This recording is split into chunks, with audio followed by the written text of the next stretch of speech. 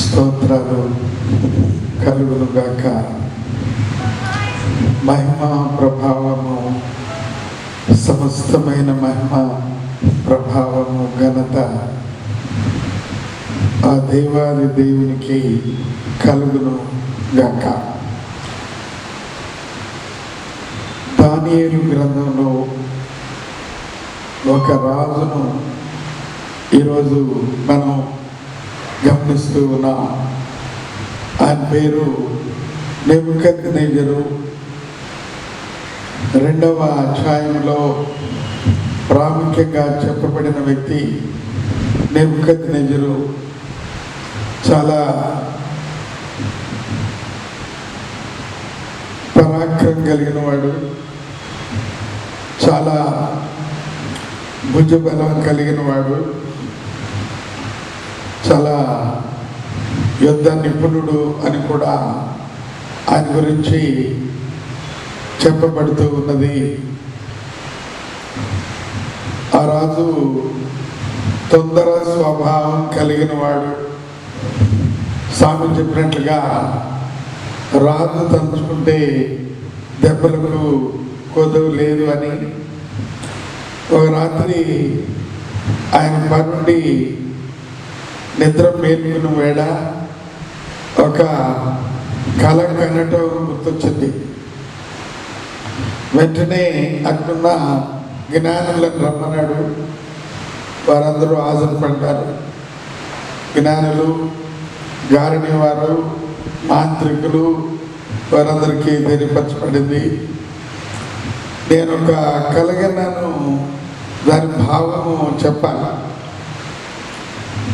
వారు అడిగారు, రాజా నువ్వే కలిగినావో చెప్తే దాని భావం మేము చెప్తానికి ప్రయత్నం చేస్తాం. రాజు అన్నాడు, కలగన్నాను కానీ మర్చిపోయాను. నేను ఏం కలిగన్నానో చెప్పాలి, దాని భావము చెప్పాలి. చాలా కఠినమైన సమస్య. ఒక గడువు ఇచ్చి ఈ గడువులోపు చెప్పకపోతే నా దేశంలో ఉన్న ఇటువంటి జ్ఞానులు లేక గారిని వారు వీరందరూ తుత్తనీయులుగా అవుతారు. వారందరూ చాలా భయపడి, ఆ రాజ్యంలో జ్ఞాని ఉన్నాడు, అసాధారణమైన జ్ఞాని. ఆయన పేరే దానియేలు. ఆయన్ని ఆశ్రయించారు. దానియేలు, అయ్యా మనమందరం కూడా ప్రమాదంలో ఉన్నాం అన్నప్పుడు దానియేలు వారి వలె భయపడలేదు. రాజుగారిని ఒక చిన్న విన్నపం అడిగాడు. రాజా, నీవు కనిన కళను, దాని భావాన్ని చెప్పడానికి నేను తప్పకుండా ప్రయత్నం చేస్తాం. అయితే కొంచెం సమయం మాకు ఇవ్వవలసి ఉంది అని చెప్పిన తర్వాత ప్రార్థించే స్నేహితుల్ని పిలువనంపాడు. గారడి వారు ఉన్నారు, ఇంకా రకరకాలైన శకునాలు చెప్పేవారు ఉన్నారు. వారు కాదు, ప్రార్థించే వారిని పిలువనంపాడు. ఆ 2వ అధ్యాయం 17వ వచనంలో, అప్పుడు దానియేలు ఇంటికి పోయి తన స్నేహితులైన హనన్యాకును,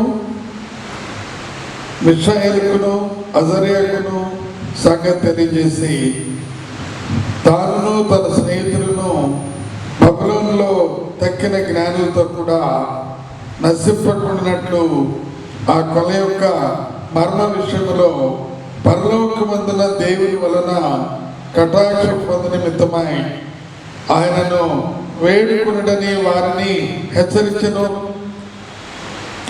దేవుని స్తోత్రం కలుగును గాక.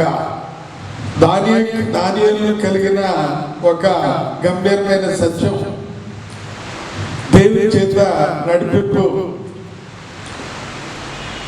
ఈ లోకంలో ఏ భావాన్నైనా, ఏ అంశాన్నైనా, ఏ ఇబ్బంది కలిగిన వాతావరణాన్ని అయినా సరి చేయగలిగిన వాడు పరలోకమందున్న దేవుడు తండ్రి అని ఆ రాత్రి వారు ప్రార్థించటం, విజ్ఞాపన చేయటం వారు మానలేదు.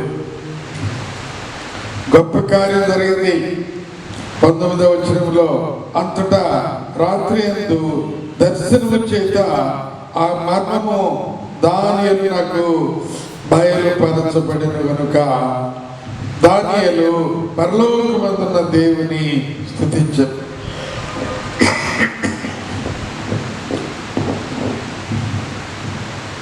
పరలోకమందున్న దేవుని స్తుతించెను. మర్మములను చెప్పగలిగిన మహా గొప్ప జ్ఞానం దేవునికి మాత్రమే ఉన్నదని దానియేలుకు తెలుసును. ఆ యొక్క కళ, దాని భావము కేవలం నెబుకద్నెజరుకు మాత్రమే కాదు, లోకములో ఉన్న రాజులందరికీ కూడా కనువిప్పుగా మార్చబడింది. బబులోనులో ఉన్న వారికి మాత్రమే కాకుండా ప్రపంచంలో ఉన్న వారందరికీ కూడా, బబులోనులో ఉన్న ఒక జ్ఞాని, ఒక ప్రార్థనా పరుడు ఆయన చెప్పిన మాటలు ప్రపంచంలో ఉన్న ఆ యొక్క చరిత్రను, ప్రపంచంలో ఉన్న ఆ యొక్క దశ దిశలను, యుగములను, సమస్తమును మార్చగలిగిన ఆ గొప్ప దక్షత ఆ యొక్క మరి కళ భావంలో ఉన్నది అని వారు నమ్మారు. కనుక దానియేలుకున్న ఈ యొక్క ప్రార్థన పట్టిన ఇలా యోదయకాలం ఆ యొక్క కళను చెప్పగలిగినాడు, భావాన్ని చెప్పగలిగినాడు, రాజ్యముల గురించి చెప్పగలిగినాడు, రాజుల గురించి చెప్పగలిగినాడు, లోహాల గురించి చెప్పగలిగినాడు, బంగారం గురించి చెప్పగలిగినాడు, వెండిని గురించి చెప్పగలిగినాడు, ఇత్తడి గురించి చెప్పగలిగినాడు, తర్వాత చక్కెర గురించి, ఆ రాజ్యముల గురించి చెప్పగలది. పరలోకములో ఉన్న దేవుని ద్వారా నాకు ఈ రకమైన గొప్ప కృప అనుగ్రహం చేయబడిందని చెప్పాను.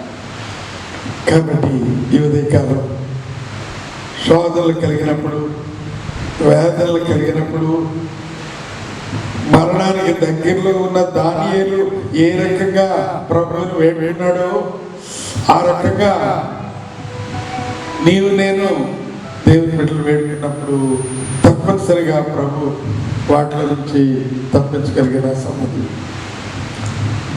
చరిత్రలో ఒక వ్యక్తి మార్టిన్ లూథర్ అనే వ్యక్తి ఉన్నారు. ఆయన జర్మనీలో విట్టెన్బర్గ్ అనే తన యొక్క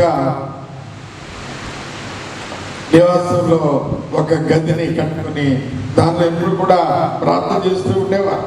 రెండవ ప్రపంచ యుద్ధం జరిగినప్పుడు, చాలా బొంబాడి జరిగినప్పుడు అవన్నీ పడిపోయినాయి, కానీ ఆయన సురక్షితంగా ఉండగలిగాడు. ఎందుచేతంటే దేవుని కొరకు ఆ యొక్క బైబిల్ని జర్మనీ భాషలో తర్జుమా చేస్తున్నాడు. దేవుడి పేరు చేశాడు ఆయన. ఆ రకంగా నిన్ను కూడా నీకున్న ఆవేదనలో, ఇబ్బందుల్లో ప్రార్థన చేసినప్పుడు దేవుడు నిన్ను నన్ను తప్పించగలిగిన సమర్థం. ఆ గొప్ప దేవుడికి స్తుతులు, స్తోత్రాలు చెల్లించుకుందాం. ప్రార్థన. పరిశుద్ధ ప్రేమ కలిగిన మా పరలోక తండ్రి, నీకు స్తోత్ర వందనాలు. దానియేలు కలిగిన ఆ యొక్క భయాన్ని, వణుకును తీసివేసి ఆ దర్శనం నుంచి ఆ యొక్క రాజ్యంలో విడుదలించి ప్రపంచ చరిత్రను నీవు అనేకులకు, వారందరికీ ఈరోజు మాకు కూడా తెలియపరుస్తూ నీవు ఇచ్చిన విశేష జ్ఞానాన్ని బట్టి స్తోత్రాలు చెల్లించుకుంటూ ప్రభువైన యేసు నామమున అడిగినాము తండ్రి, ఆమేన్. త్రియేక దేవుని యొక్క ఆశీర్వాదాలు, కృపా, దీవెన కూడి వచ్చిన వారందరికీ సమృద్ధిగా కలుగును గాక.